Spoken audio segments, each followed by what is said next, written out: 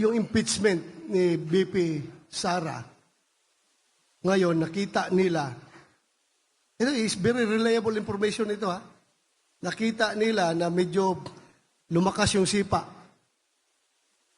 ng Iglesia ni Cristo at ng mga ibang Pilipino. Tumahimik sila ngayon. Tumahimik in the sense na hindi pinatakbo yung impeachment. Pero alam niyo anong plano nila. Right after election, kung saan hindi na nila kinakailangan yung suporta ng iglesia at ng mga taong matitino. We still have, after election, we still have ample time, around 2 weeks of session days. Iraratsada nila yan. Pipirmahan nila yan lahat. Kasi nakapag-commit na yan sila. Pipirmahan nila yan. Pagpirma nila, once ma-impeach si BP Sara sa lower house, ipasa kagad nila sa amin sa Senado para magkakaroon ng trial.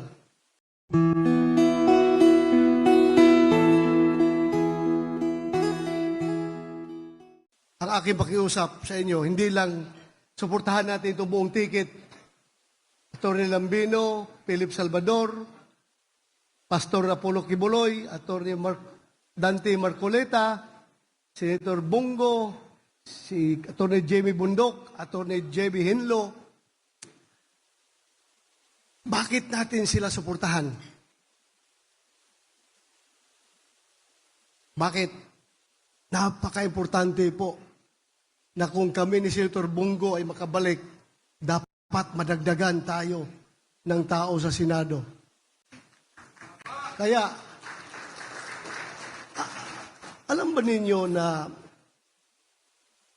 yung impeachment ni BP Sara, ngayon nakita nila, ito is very reliable information ito ha, nakita nila na medyo lumakas yung sipa ng Iglesia ni Cristo at ng mga ibang Pilipino.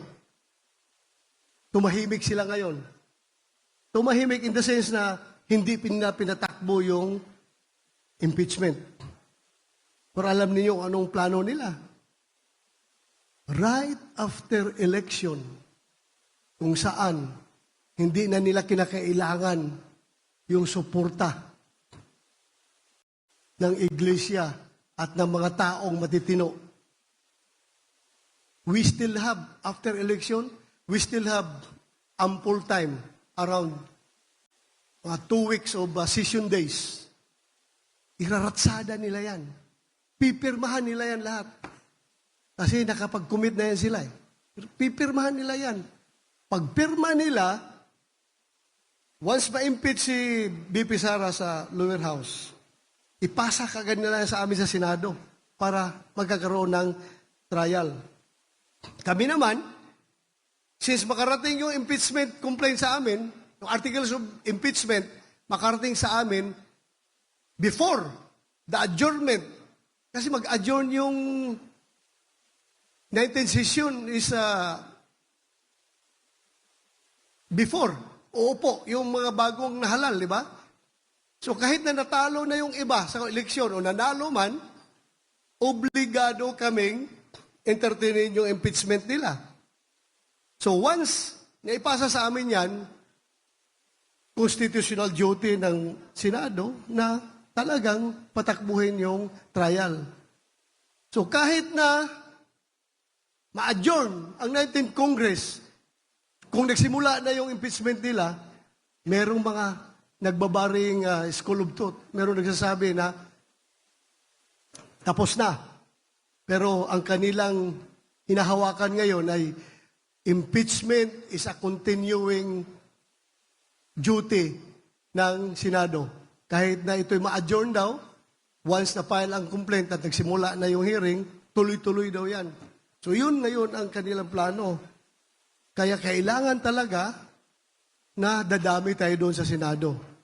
Huwag tayong magpabaya. Aside from the fact na, yun, about the impeachment, Alam natin kung gaano ngayon, anong nangyayari sa ating gobyerno ngayon. Sobra. Sobra. Nakita naman siguro ninyo yung mga balita. Di ba? Tingnan nyo kung gaano nila dinisregard yung legal process, yung proseso ng aming budget. At the opening of the Bicameral Conference Committee, since I was a vice chairman, so I automatic membro ako ng BICAM because ako ang nag-sponsor sa budget ng DND, Armed Forces, PDEA, and other agencies. Alam nyo, nagmanifest akong klaro. Klaro talaga, nagmanifest ako. Because of my experience, our experience during the last budget, na kung saan nagulat na lang kami, no?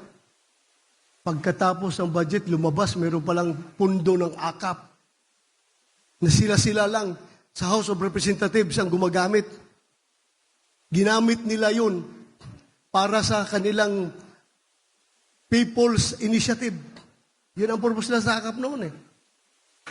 Nagulat na lang kami, para kaming tanga, pumirma sa BICAM report na hindi namin alam na may sinaksak pala doon na pundo ng AKAP.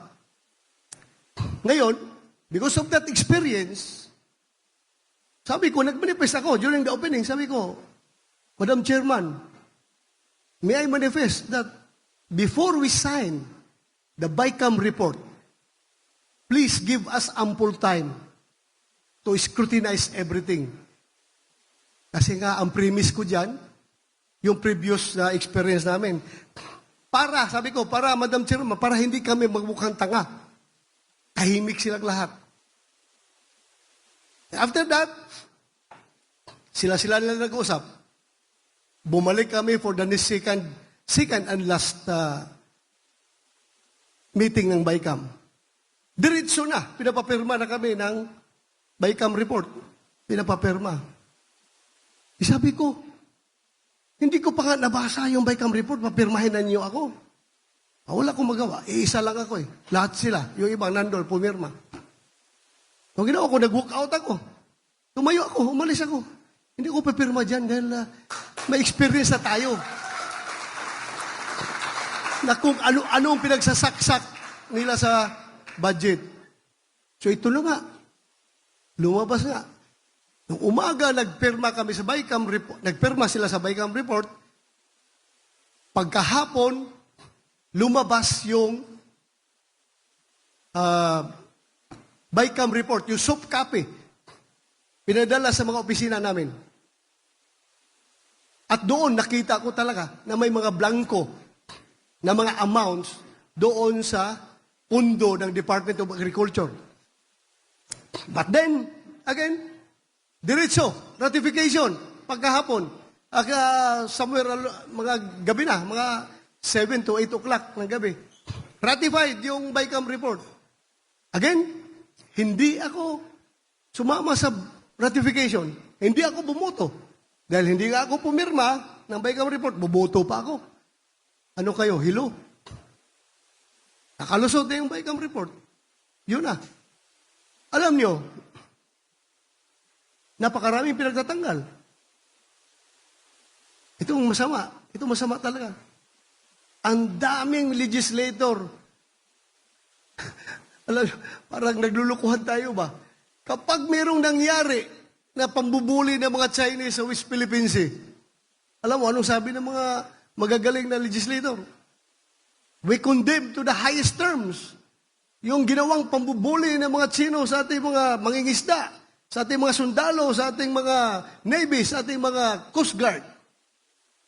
Kaya, kailangan suportahan natin ang pag-modernize ng ating armed forces so that makuha natin yung credible defense posture para respetuhin tayo ng ating mga kapitbahay. Yun. Galing. Pagdating ng budget deliberation,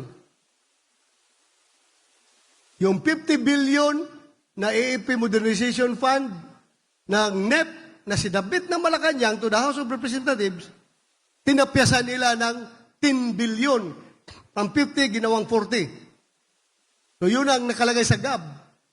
Pagdating doon sa Senado, since ako ang chairman, ako ang nag-defend ng budget na yan, kinausap ko yung chairman ng finance na si Senator Grace po. Hindi ko papayag na hindi natin ibalik yung budget na yan. Ibalik natin yung 10 billion. True enough. Nabalik namin ang 10 billion doon sa Senate version, 10 billion. Naibalik, 50 billion uli. Pag-akyat doon sa BICAM, paglabas sa BICAM, mas malaki pang tinapyasan ng 15 billion. O yun, nakakakalungkot. Iba ang sinasabi, iba ang ginagawa. Kaya, kayo, tayong lahat nandito, please educate our voters. Aside from campaigning for us, lahat na andito, dito sa screen, ating mga kandidato, aside from campaigning for us, also please educate our voters to use their vote wisely. Bantayan ninyo yung mga politiko na ganyan. Ibang sinasabi, ibang ginagawa. Niluluko lang tayo. May mga politiko dyan, bantayan ninyo. Bantayan ninyo yung mga tao na yan. Gamitin nila yung boto nila wisely.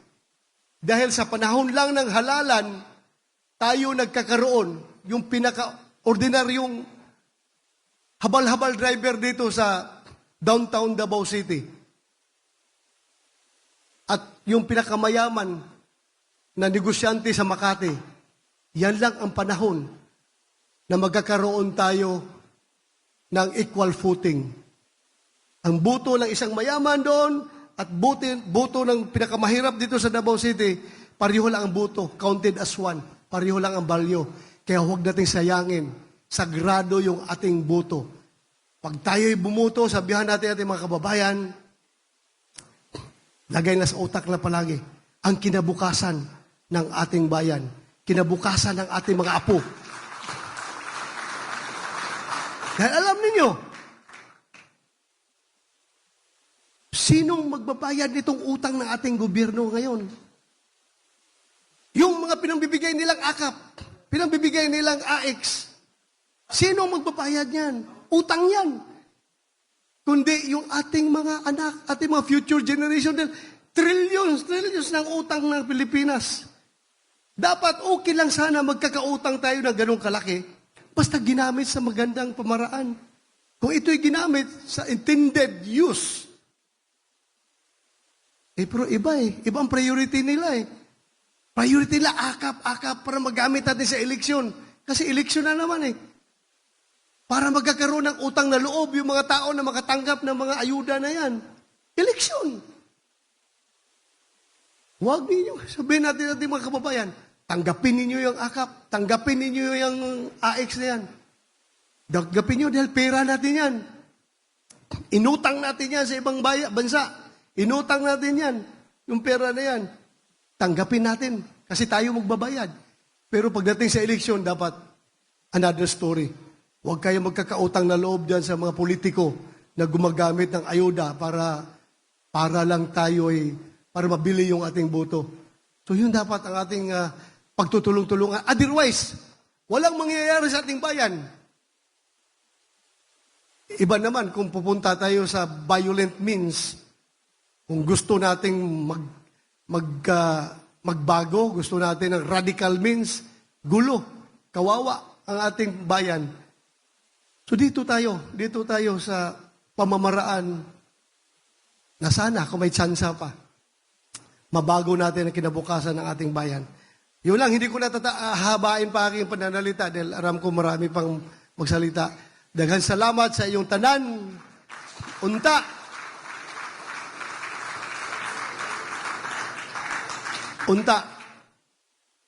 Kining itong 1, 2, 3, 4, 5, 6, 7, 8. Who knows? Who knows? Miracle do happen. Mangyayari. Tanawan ninyo. Tingnan nyo. Baka lulusot ito lahat. Pag lulusot ito lahat, gaganda ang kinabukasan ng Pilipinas. Maraming salamat at magandang gabi sa ating lahat.